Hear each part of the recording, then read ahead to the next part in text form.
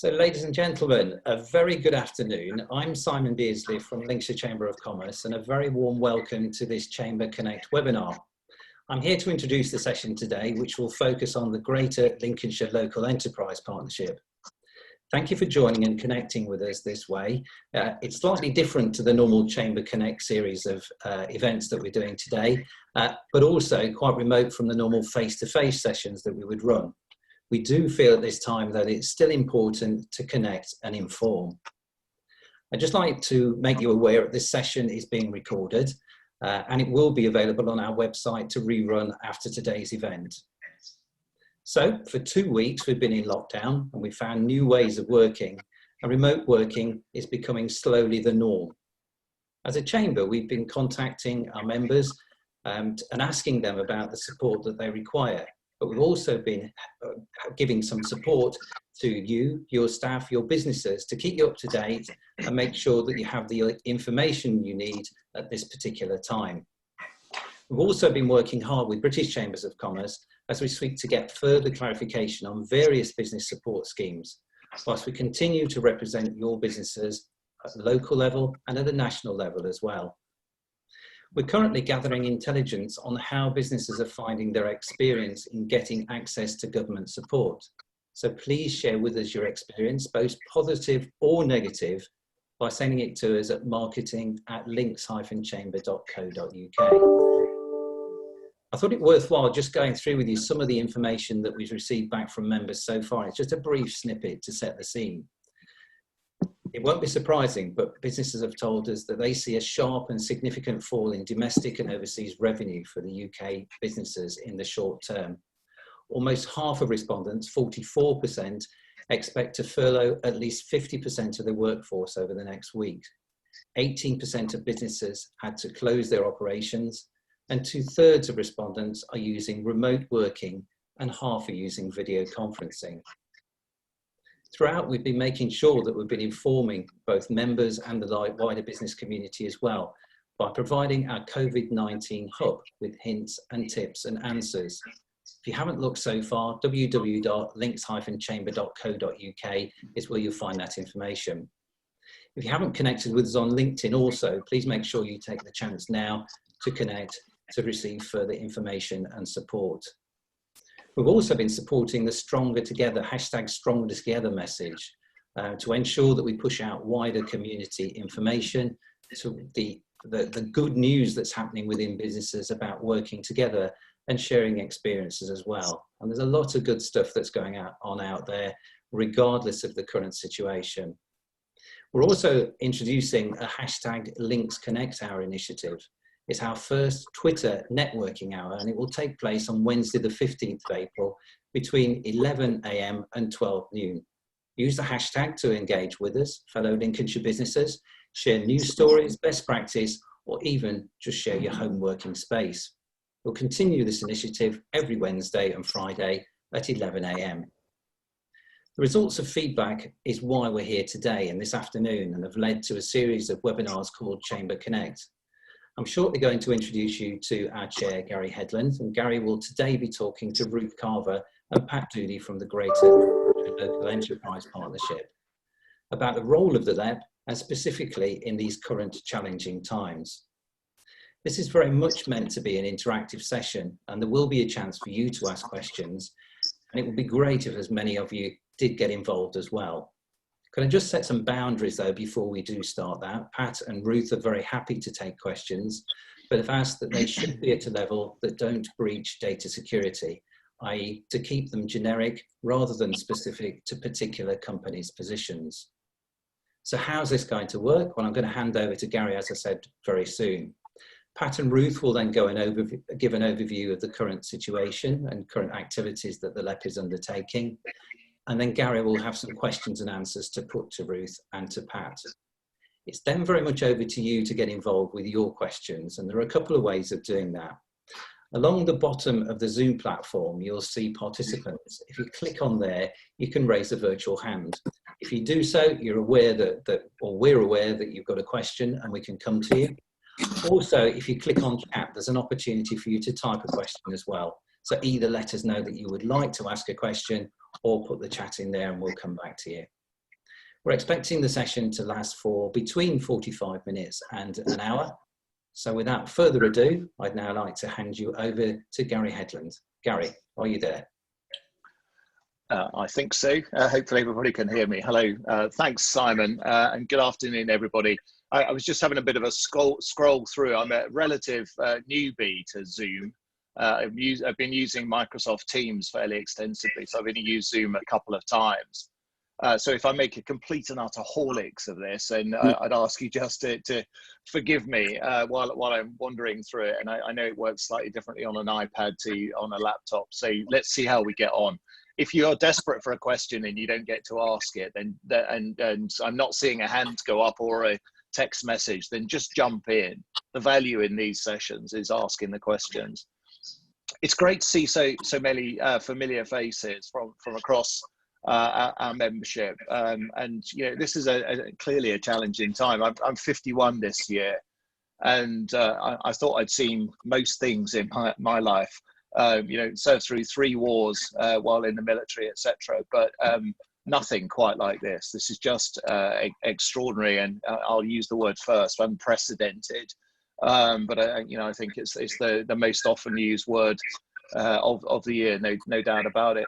The one thing I'm finding really useful is these sorts of sessions where we're able to engage with people. Not just all the written, you know, there's no shortage of written material out there, but to just engage with other people. We are in it together, and you know, that sense of camaraderie, that sense of being here to share advice, guidance. Every contact leaves a trace. Every time I speak to somebody, I pick up a new snippet of information or a new thought or a new idea, maybe to make my own organization a bit more resilient, or to be able to help someone else. So, you know, I think these sorts of things are really valuable. So Simon, thank you to you and the Chamber team for putting this on and the other events in the series. And I would suggest you just keep doing it, keep creating opportunities for us to engage. The other thing I'd say is, you know, and I dare say we'll get into this, this is clearly a crisis. It's a crisis for businesses, and some of the impact hasn't yet hit.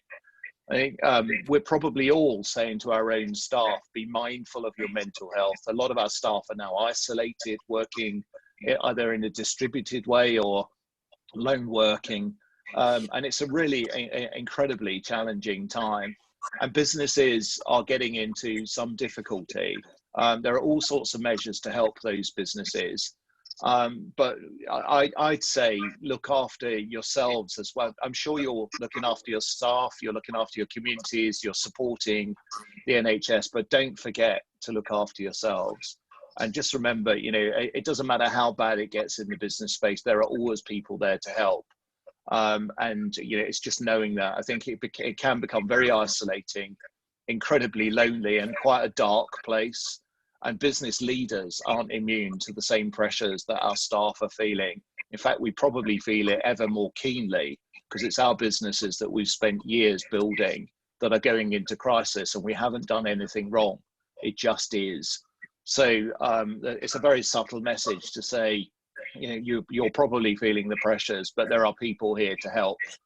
That's a perfect segue into introducing Pat Doody, the chairman, and Ruth Carver, the chief executive of the Greater Lincolnshire Local Enterprise Partnership, a key interlocutor between all of the business representative organisations in the Greater Lincolnshire region with central government, and a member of the Local Resilience Forum. The Greater Lincolnshire LEP has a really important role to play. So without further ado, I'd like to hand over to Pat and Ruth, and then once they've finished introducing what the work that the LEP's doing for about 15 or 20 minutes or so, then I'll pop back up with some questions that I've had already, and then open up the floor. So I hope that's okay. Over to you, Pat and Ruth. Okay. Thanks, Gary. As you can tell from my looks, I've got 10 years on Gary, so I've got 61 years served locally mainly, and again, it is without any question the most severe test we've had in my lifetime.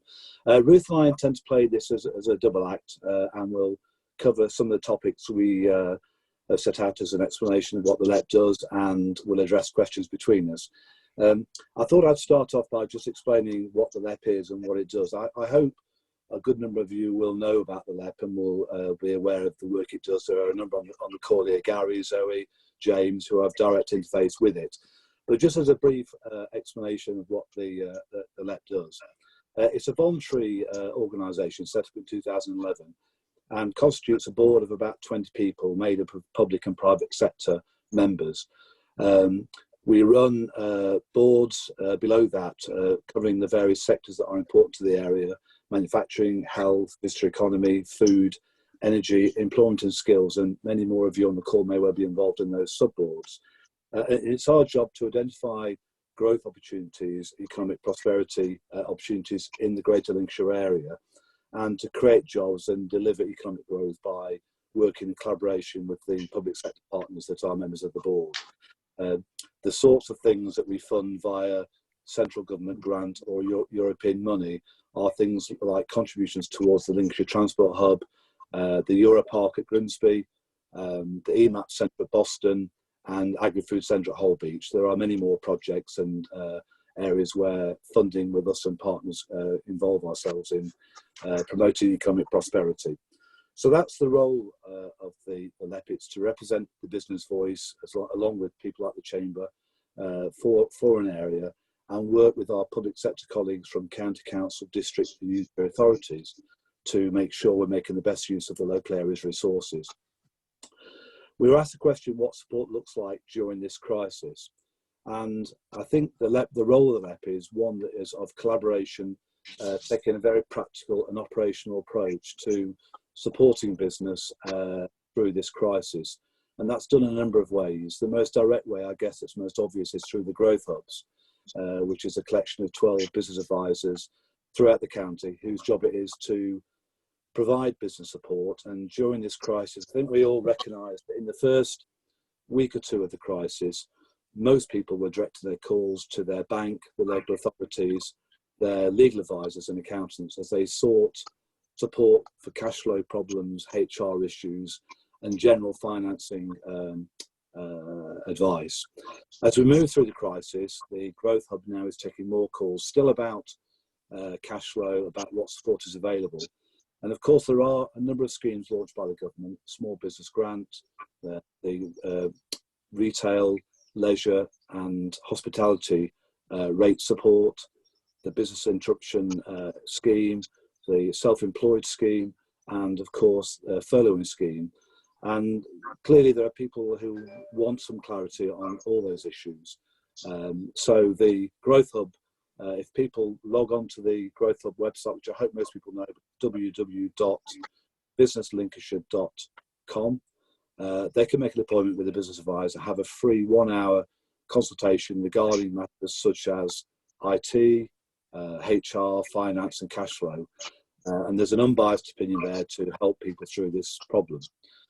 We are also working very closely with the district and unitary authorities to direct the massive effort behind the grants, the early phase of grants which businesses are now starting to receive.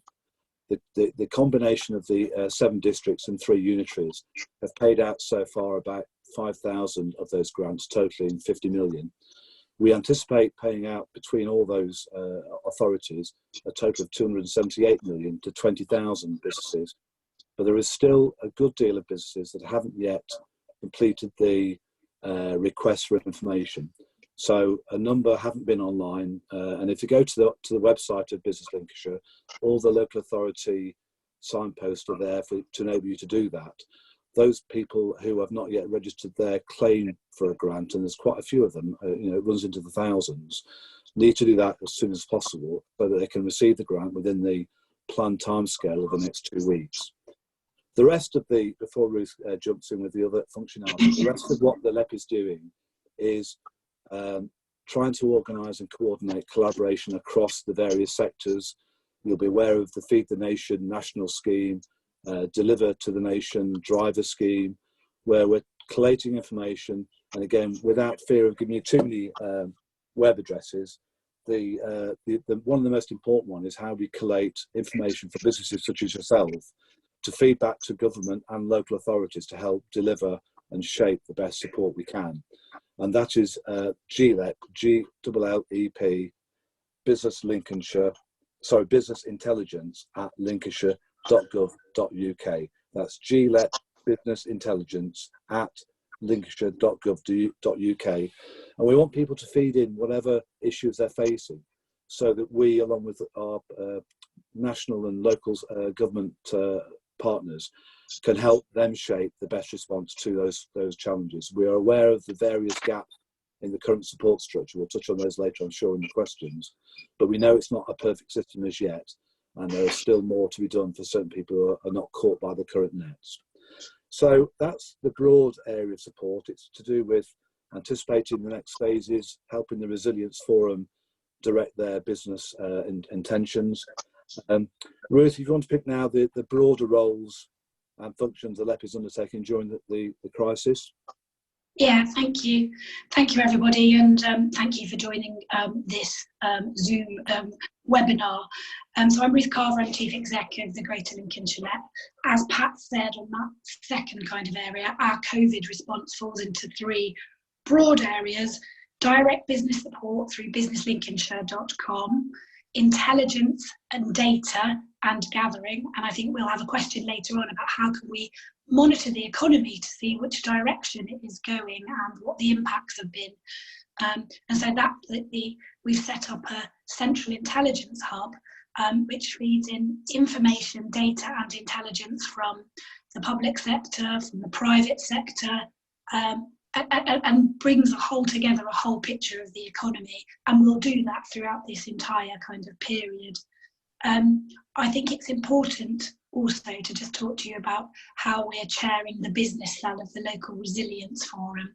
So the Local Resilience Forum effectively is the county's response to this particular crisis.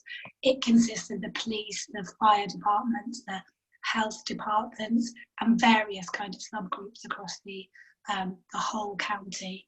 And so it's one coordinated place where that response can be targeted to the right areas. So it's supporting vulnerable people, it's working with the healthcare on PPE, etc.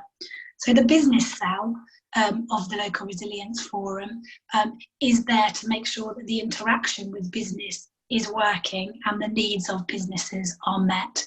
So things that we have been working on in these early days through the Resilience Forum is trying to find accommodation for key workers, and the hotel industry and the bed and breakfast industry, for instance, gave us resources so that key workers could stay locally so that they can carry on their commendable work. But there's lots of examples where requests are coming from the Resilience Forum to the business community to see where they can help or support. Logical ones are to do with PPE or to do with manufacturing of ventilator parts or donation of food. But I'm sure as this crisis kind of reaches its surge and then hopefully kind of comes out the other end, there'll be more interaction with businesses that we'll need to take. My two questions, one of them was around what does the LEP normally do? And I won't spend too much time on that because it really doesn't feel like what a LEP does normally. Our focus is really around economic strategy. So the direction of the economy for Greater Lincolnshire, as Pat said, we fund a lot of major schemes across Greater Lincolnshire using government's money, but we also lead and have sector groups. Some of you that are on the call, when I kind of swiped right, I could see are leading on digital work, such as Zoe that's on the call, or James who's on the Employment and Skills Board, or manufacturing boards, renewable boards, etc. We have a whole kind of structure underneath the main LEP board, which sets strategies and really articulates what the needs and requirements of a sector are, all with the common goal of growing the economy. We are Humber to the Wash, so we're not just Lincolnshire. We cover North and North East Lincolnshire and Rutland more lately, and so that geography. And then we also feed in to regional initiatives such as Midlands Engine and national initiatives directly into government. But as I said, I won't spend too much time thinking about what we do normally because we're very much in operational mode at the moment. And then the last area I just wanted to focus on was recovery, I suppose. We haven't developed too much of a focus on recovery at the moment, because the resources that we have been in the last 3 weeks have been concentrating on responding to gearing up for business support through businesslincolnshire.com, which is delivered by the County Council, and working with those local authorities across the whole of the Greater Lincolnshire area to make sure that those grants are getting out to you as quickly as possible. And reiterate Pat's point that there are a huge number of businesses that have not yet registered or found out whether they are eligible for those grants of between £10,000 and £25,000. So there really does need to be a collective push from all the business representative organisations to get that message out to the business community. In terms of recovery, yes, it's early days, but we are being tasked through the business cell with a recovery plan, and that's working with all of the local authorities and the private sector to think through what are the priorities for recovery. So one example would be if we could think of a time when locally the restrictions are lifted and people are able to take staycations or breaks at the weekends and travel a little bit further. So we want to get the message out to the hard hit visitor economy industry that you need to switch things on very quickly and develop campaigns to target people in the UK to come and visit Lincolnshire. So that's kind of one example. But then there are many other examples of, I've been speaking to businesses, for the last 2 weeks about how they're preparing for recovery and what are the challenges that they will have from shutting down for a period of 2 months and then suddenly, maybe within 2 months or 3 months, switching back on. What are the challenges in terms of your workforce, your supply chain, cash flow, all of those kind of issues.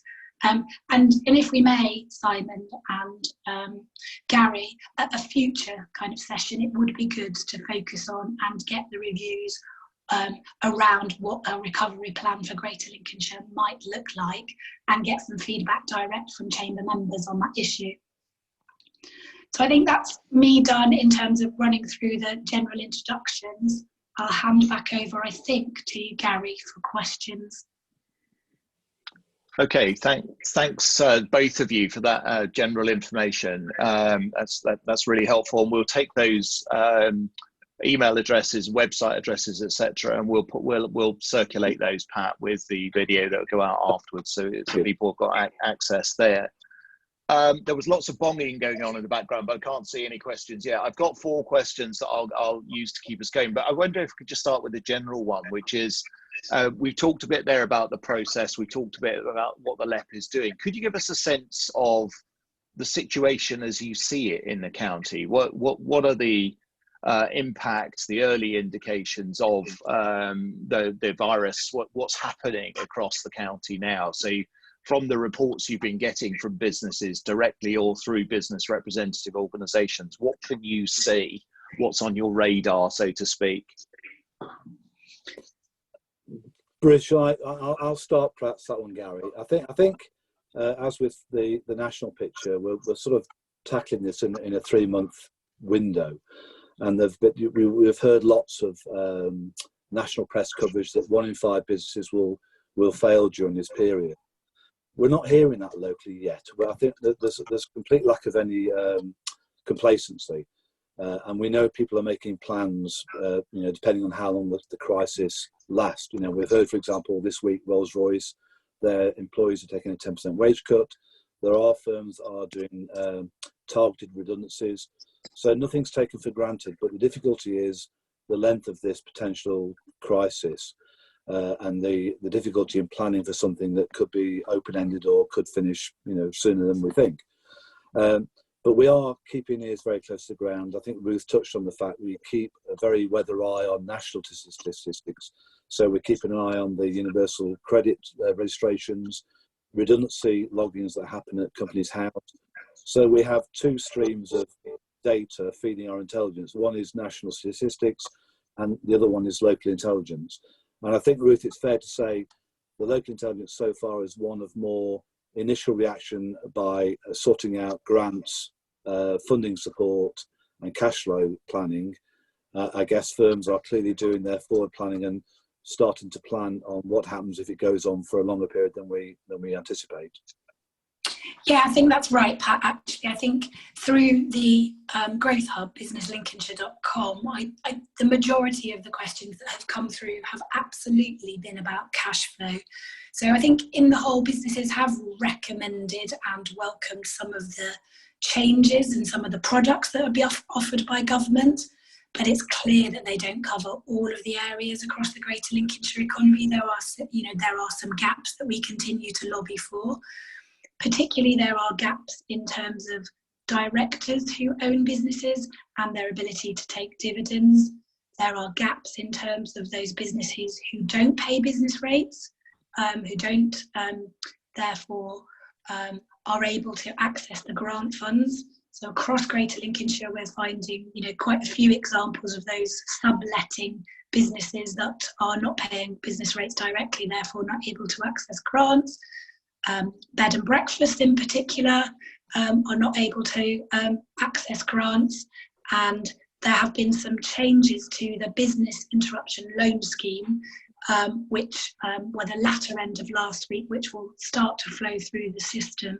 So I think, there has been concerns about cash flow. Some businesses are covered. There are some gaps, but there is still a lack of information and kind of guidance, which is starting to flow through the system. In terms of intelligence, I suppose, Pat talked about the fact that we produce reports nationally for government on a Tuesday and a Thursday, and we report those back into the local resilience forum as well. So we have sector reports, one on the visitor economy, one on the food sector, but we're also now starting to do one around the construction industry, for instance, and the manufacturing industry. I think there are some real challenges in terms of labour, in terms of the food sector, between 10 and 30% vacancies and a huge amount of flow being put through. There is a real demand for HGV and LGV drivers being reported across the patch, and there remains some challenges in terms of supply chain and the movement of goods across borders, which is affecting different sectors in different ways. And what we've been trying to do is break those down into those that are essential for a COVID response, for instance, such as, chemicals in the supply chain, or construction needs for the NHS, and those that are outside of the COVID response. But as I said, we do a very detailed intelligence report twice a week, really. Okay, it's good for people on the call to hear. Thanks, Ruth and Pat. It's good for us to hear, because then we can fill in any gaps from our own sector perspective.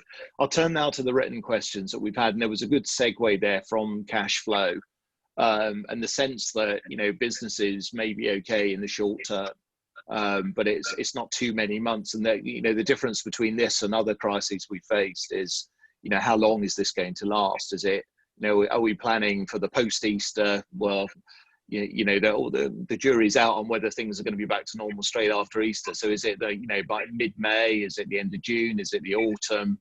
And it's just that unknown, and you hear different perspectives. So question number one I've had from James Pinchbeck of Streets is, how are we measuring or assessing the status, financial resilience and challenges faced by businesses across Greater Lincolnshire, whilst the support, especially the coronavirus job retention scheme, the self-employed income support scheme introduced by the government, and local authorities' own schemes will help businesses trade over the next couple of months? We haven't seen an increase in or trend for business with adverse trading situations. In part, this is down to the support that's been put in place. There is, though, concern that perhaps businesses affected by COVID-19 typically only have 3 months of working capital. Therefore, there is a risk that businesses may face a new set of challenges as we approach the late spring, early summer. It'll be important, therefore, for us to have some form of barometer to measure as the trading situation of business across all sectors in the region. So, assuming this continues, how are we going to be measuring the impact is kind of the key of that question, on the assumption that working capital is likely to continue to deteriorate.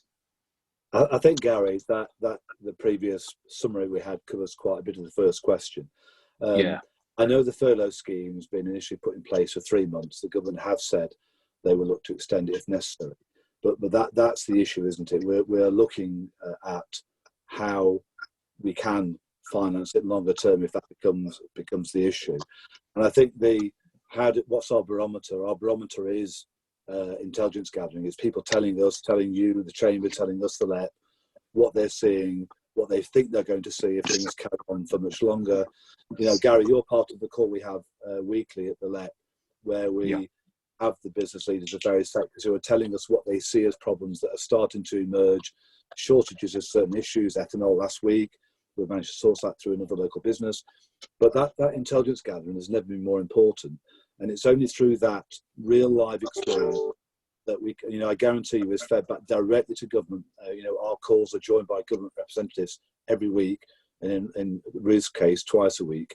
So the barometer will have to be, what the national statistics are telling us. So we know already that GDP is forecast to be down about a third from its current level.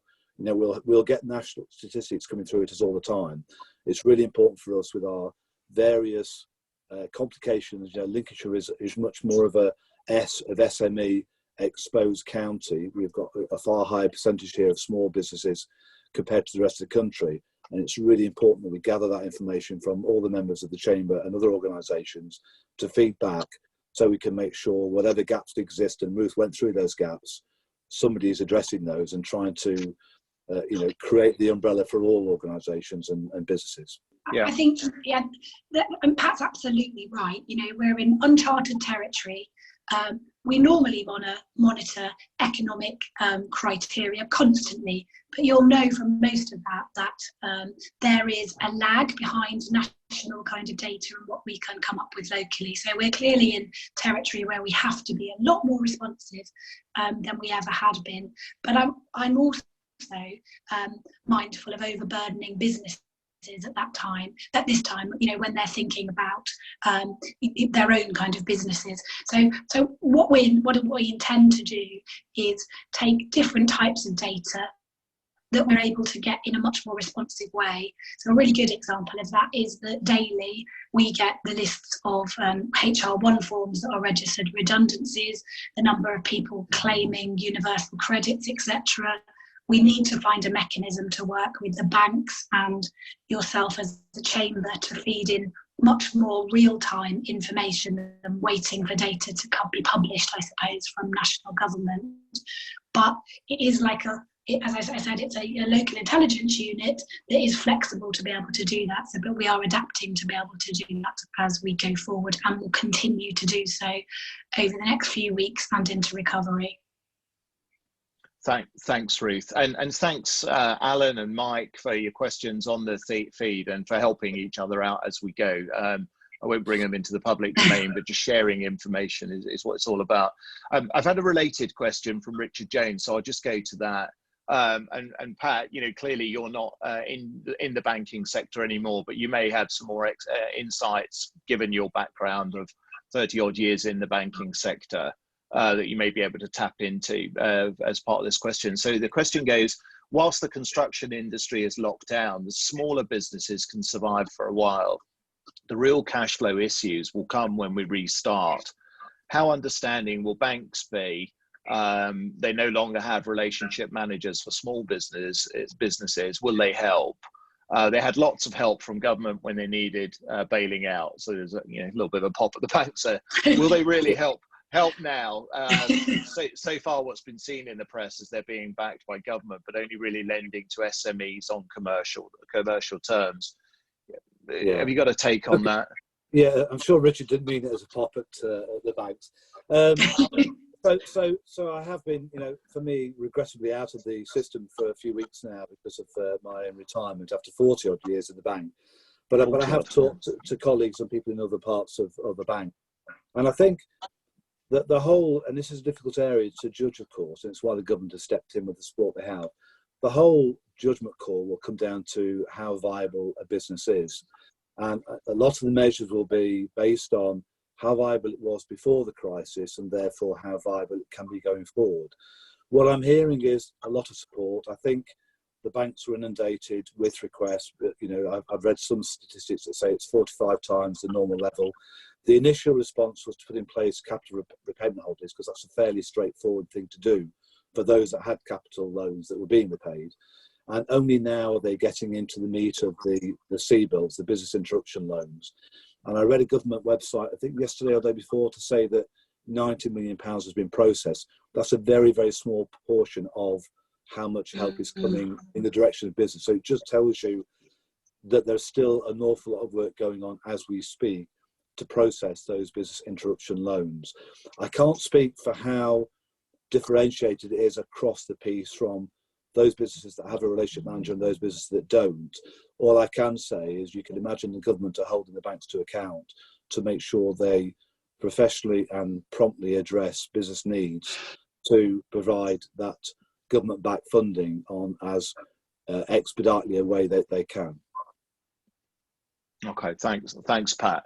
I've got a related question on money, and then I'm going to move us on. So this one says, I have a number of, it's from Thomas Blount. I have a number of tenants or clients that are in the difficult position of having developed new products, raised capital and expanded headcount cost base, and are now struggling with cash flow. They are still, however, to become profitable as commercial contracts are on pause and private investment has dried up. These are businesses that are too large for the business rates driven grant to make a big impact, but are equally struggling to access money from the banks because they're not profitable. Have you got any advice for these admittedly niche, high growth tech firms?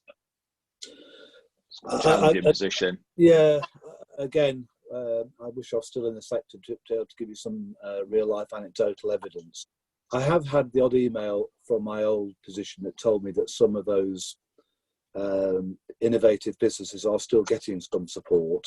I guess, as always, and Tom will be aware of this as much as any of us are, it's the interpretation of what's viable. And it doesn't mean to say you have to have shown you're making profits, because we all know within innovative businesses that a lot of it is about the potential of the future. And, you know, because we have got a business interruption of 2 or 3 months or whatever it might end up being, doesn't suddenly turn that business into a non-viable business.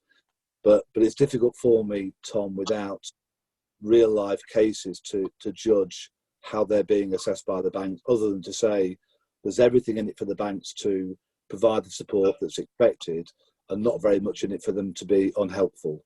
You know, there's a very close eye being cast on how this support looks and feels going forward. And if anybody doesn't think they're getting a fair case, then, you know, talk to their accountants. They'll have some real life anecdotal evidence of what's happening elsewhere across the patch, and other chamber members and other organisations to see if there's a problem that we need to address. If I may come in there, Gary. Yeah, so please do. Yeah. You know, the Business Lincolnshire Growth Hub is still operating as normal. So all of those grants that were available for IT or available for kind of business growth are still there. So if I was a business, I would, you know, get in contact with the Business Growth Hub and understand what is already kind of available, either through the European programmes or with national government. So that would be my first port of call. But, you know, as I said right at the beginning, we are in uncharted territory, and we have identified a number of gaps in the Lincolnshire economy, a number of types of businesses that are not getting the support that they need. Charities, social enterprise, bed and breakfast, new start businesses, those that are losing their venture capital, etc. So any intelligence that we can kind of get, specific examples, you know, we feed back into government to lobby on the behalf of the business community, and as I'm sure the Chamber does, to kind of say these are the identified gaps. You know, what is government prepared to kind of do in this particular circumstance? Not as individual cases, but, you know, where can government support the sector? I think Tom's dropped me a note there, Tom. If you want to drop me a couple of notes afterwards, I'll see what I can do to help. Great, thanks, Pat. And if people aren't using the chat bar, please do go into it, because people are starting to share information. Zoe King, thanks very much for sharing the links to funding available. That's really helpful. I've got another question from James Pinchbeck here around, it's been widely recognised for some time that Greater Lincolnshire has limitations in relation to connectivity. With an increased number of people, whether it's through working from home or children undertaking homeschooling or use of technology for social interaction and shopping, what measures have or could be taken to boost our broadband connectivity? I'll take that one initially, Gary. So one of the first things we sought information about, and I'm sure that the Resilience Forum did the same thing, was to find out how our broadband was standing up to the challenge of the data-hungry children and home working. And the answer is so far so good. The fibre network, which reaches about 95% of the county's population, is standing up very well indeed. There are some national bottlenecks at certain core areas which slow down responses. There has been a slowing down across the whole piece because of the volume. And we're about to enter the third contract we have for broadband connectivity in the next month or so, which will start to connect those poorer connected parts of the county, basically the north, east and the south of the county, and they'll get a fixed wireless broadband service that will improve the 95% to a higher level. And that, combined with the increasing 4G network, should mean that we've got a very much improved position in the very near future. But in the meantime, it is considered the view that for those that are lucky enough to get the service, it will withstand going forward, home working being a far more prevalent practice. It's only really while the children are off as well, it's under any sort of strain. Yeah, thanks, Pat. Did you want to add to that, Ruth, or is that just about covered it? No, I didn't. I think, the data that we're kind of getting in the intelligence is that actually the broadband is holding up. I'm sure there's always gaps. We're a rural county with hard to reach areas. Yeah. On the whole, it is holding up, which is thankful, because, that would absolutely be a disaster, wouldn't it? Yeah, absolutely. Okay, I've got a question from Wesley Shelbourne, and I'll tag one onto it. I was saving it for later, but so there's two parts to this question. It goes like this: it is important to recognise that we will all return it is important to recognise that what we will all return to is a new kind of normal, i.e. for many of us, it won't be back to business as usual. During this current crisis, it could well be that people's habits, demands and approach to work, i.e. working from home remotely, could have changed on a permanent basis. It could be interesting to hear your views on this. So that's Wesley's question. I think that's a great question. The related to that is, sooner or later, we have to punch through this thing. And a lot of the government's agenda, so this is my question, a lot of the government's agenda related to levelling up and supporting the Midlands and supporting the Northern Powerhouse through the levelling up agenda. And one of the ways of doing that was towns funds. And, the risk of the incredible borrowing that we're seeing by the government and the likelihood of increased taxation down route is that some of these programs could disappear as part of balancing the national books at a time when they're probably going to be needed most. So I was interested to know whether or not you're hearing anything at this stage. I know the government is pretty well focused on dealing with the crisis, but are you hearing any mood music at all about some of the wider levelling up agenda to say that there's some optimism that we'll be able to tap into resources downstream? And if not, that maybe is just good feedback for you to be sending up the stream into central government, that we're going to need those programs in order to regain confidence and build. So two parts of a question that relate to the future. Over to you. Ruth, do you want to start off with that from the government's point of view? Yes. Well, I think I'll start with the new type of normal, really. I think these are the types of issues that we're thinking through in terms of recovery. And, recovery is not a strategy. It's get on with it and think through how the changes to the world might be. So not only are we kind of working from home, we're handling large amounts of data. People, can have mental health challenges. You're working at home on your own, not connected, mental health kind of challenges. We're all heavily relying on delivery drivers and IT and different skills. We're all learning different skills, me learning how to kind of use and communicate with Zoom, but I'm sure there'll be many other kind of examples. I think as we go through into this new type of normal, I think that, you know, younger generations are quite well equipped for this, but maybe kind of some of the business leaders and, you know, people of my age are not so well equipped for that. But I think I go back to the challenges and opportunities that we outlined in our local industrial strategy, because for the sectors to grow that we rely heavily on, food, manufacturing, renewables, tourism, there is still going to be a need for upskilling, investment in them. There's still going to be a need for innovation. It just might be done in a much more rapidly kind of environment that we'd envisaged, I suppose, in terms of recovery. So these are the things that we're considering, thinking through in terms of a recovery plan. But as I said kind of earlier on, really keen to hear maybe another session about businesses understanding and planning for recovery, and, you know, what we might be able to do to support from a LEP perspective or a chamber perspective, etc. I think I'd add that, Gary, that already, you know, you mentioned the town funds bids.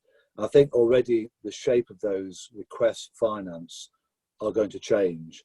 So not, you know, you think about the Mablethorpe and Skegness bids, they will now have a different shape to them, because the requests now will be far more about supporting recovery than they will about just future scoping. There's you know, it's going to be a more hands-on requirement needed.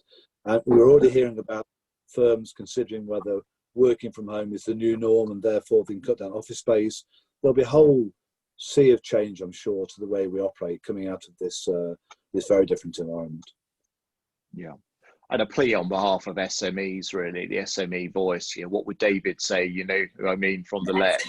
Yeah, you know, those towns funds. We, you know, the big kind of strategic projects are great, but we are going to really need to think about how we can help SMEs to recover in the post-coronavirus environment, because we're recognising so many of our local businesses are either nano, micro, or SME businesses.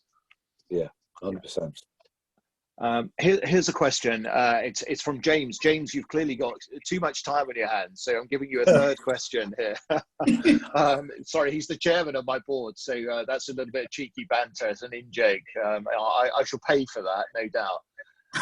Question number 4. It's been widely recognised for some time that Greater Lincoln, reading the wrong one.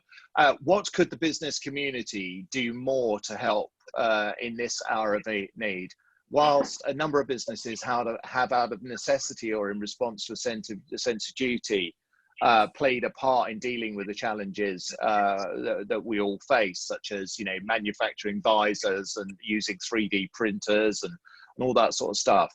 Is there anything that our business community can do that we've not been asked to do or we've not thought of doing yet? Is there anything that you see that we can do to help? There's a whole load of things, Gary, that are coming out of the way people are reacting and responding to this crisis, and some really good news, as you touched on there. A lot of people helping other people, other businesses. I saw today, for example, there's we get daily emails from the government about campaigns that they see. One is Pay It Forward, where they're encouraging businesses to help the smaller part of SMEs by buying their products in advance and paying for them, in the hope that that helps to get them through to the recovery stage. So, and if you follow Twitter as I do, or LinkedIn, you can see a whole swathe of people offering to help other people, offering messages of support. I noticed there's a website to help, a Lincolnshire-based website to help with mental health, 0800 001 4331, which is there to help all people who are facing mental challenges through this crisis. I know we touched on it a number of times with Ruth, but it's a really important part of helping people through what is a very, very different landscape. And people will be facing challenges that they might just want a call with somebody to help. The other way that people can help are things like this call, Gary, where you're giving people the opportunity to voice their concerns. You know they're being listened to, they're being recorded and taken forward. Nothing that's said here won't be ignored and be form part of our intelligence back to the centre, and importantly the county council and their planned response. And I think we're very lucky to live in an area that has got such close working between public and private sector. I know from my own experience, it is quite rare to see the degree of joined approach we get in this county. This is a non-selfish environment where people generally have got an interest in helping lots of different sectors and areas of business through this uncharted time. May I come in? Thanks. Yes, Thank thanks, you. Pat. I think, yeah, I've wrestled a little bit with this one myself, actually, thinking about how can the business community help in the current crisis. And I know as that gateway, I suppose, between business and the people that are dealing with the crisis locally in terms of health and social care and the police, etc. What we don't want to do is inundate them with requests for help and support. So we need to channel those in some way. And so we've been thinking through, and we're not ready at this stage, of developing something which is a bit of a portal to capture where those offers of assistance might be. And sometimes locally we don't need those things, but there are national calls going out for PPE, and there's national calls going out for food, very practical things that can help with the crisis. But when I've fed some of those back into the Resilience Forum, they're not currently needed by the Lincolnshire kind of authorities. So I think there's a very delicate balance of what is actually needed and not inundating those authorities that are doing other things with support and requests. So one of the things the business cell might be doing is thinking through how we can act as a bit of a portal or as a filter for those offers that very kindly come in from the business community. Thanks very much. And I hesitate to suggest cash in some respects, because I know cash is really challenging, but spreading it around. A couple of shout outs really. So the university have been manufacturing PPE for ULHT, and that's quite costly. I think so far, I saw a note from the Vice Chancellor yesterday, where I think they've raised something through crowdsourcing around about £30,000 in order to be procuring the materials to create this new PPE. So that's quite helpful, but it could be as simple as creating money for the food banks. Some of the problems that existed in our communities haven't gone away. The third sector is clearly going to be in some difficulty because all of its fundraising activities. So organisations like the Lincolnshire and Nottinghamshire Air Ambulance, they're not out there fundraising, but they continue to need our support. The International Bomber Command Centre and all of the incredibly worthy charities that are just finding it so difficult. So I know it's hard for us all in cash terms, but just continuing to support those organisations as best we can. I was in contact with the chairman of the Lincolnshire CCG over the weekend, just trying to gather up. We've got excess PPE that we would normally be using in our workshops and classrooms in my day job in the college. So we'll be donating that. It's ULHT where the greatest need is. So if in your businesses you've got goggles, aprons, masks, that sort of material. We've seen asbestos companies donating it because they use it routinely. We've donated a fair amount of PPE, but if you've got it in your storerooms, that might be the sort of thing that you can do to help. All those sort of small contributions all add up. Well, it's 5-2. I'm going to hand back in just a moment to Simon Beardsley to round this off. I'd like to thank all of the businesses that have taken an hour out today to participate, and we'll circulate this afterwards, as Simon said. I'd really like to thank Pat and Ruth for all of the work they're doing. The LEP's doing a terrific job. You're doing a really great job. Keep going on behalf of businesses, representing our needs into central government. Thank you for giving your time this afternoon. It's both of you. It's really appreciated. We will take you up on the offer of bringing you back once things start. We can start to see the future. I think it's so important that we see business leadership through this into recovery, and there will be new challenges that come with that. But in the meantime, to you both, thanks very much. To everyone on the call, it was a very deliberate message from me at the beginning, and I'm going to close with it again. and I'll probably keep doing it in the community, following conversations I've had with the health sector and with the Chief Constable of our region, which is just because we lead businesses, just because we're a little bit older, and I can't believe it was 40 years, Pat. That was obviously a very easy paper round you had there. Yeah. Just because we're senior and a little bit older and running businesses, we are not immune to the challenges of mental health and mental stress. It's an incredibly challenging time, probably the likes of which none of us has encountered before. So let's just keep talking. There's always an answer. We just have to keep talking to each other. The Chamber is there. Simon and I are there to take a call from any of you at any point on any topic, and all of the wider Chamber team. But it would be terrible if any of us felt so isolated or so desperate that we didn't know where to turn. There are plenty of places to turn. And I think this is where, more than ever, we need friends across our business community to look after one another. So that's all from me. Back to you, Simon Beardsley. Gary, thank you once again. It's a thank you from me for everybody joining us today. We do hope you found this invaluable. We hope you found it a really enjoyable hour and very informative as well. Just to add to what Gary was saying there, and just to add to what was brought up in the questions and answers, we do have more ChamberConnect series webinars coming up. We've got one tomorrow at 2 o'clock. Interestingly, this looks at the Small Business Grant Fund and the Retail, Hospitality and Leisure Grant Fund. So if you want to put your questions to those people who are looking after those schemes in the local authorities, please don't hesitate to join us tomorrow at 2 o'clock. We've got another session on Thursday that concentrates on well-being of remote workers. So a similar sort of setup to today, where we've got 3 experts who will give a short presentation about well-being, but also then be open for questions and answers as well.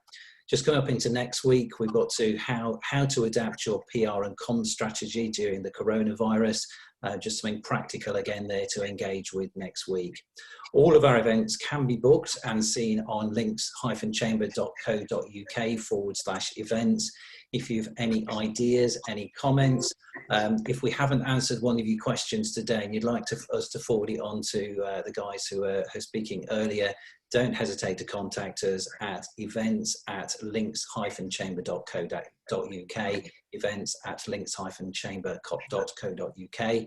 Thank you once again to Ruth, Pat and Gary. To you all, have a very productive afternoon. Thanks for joining us. Bye-bye.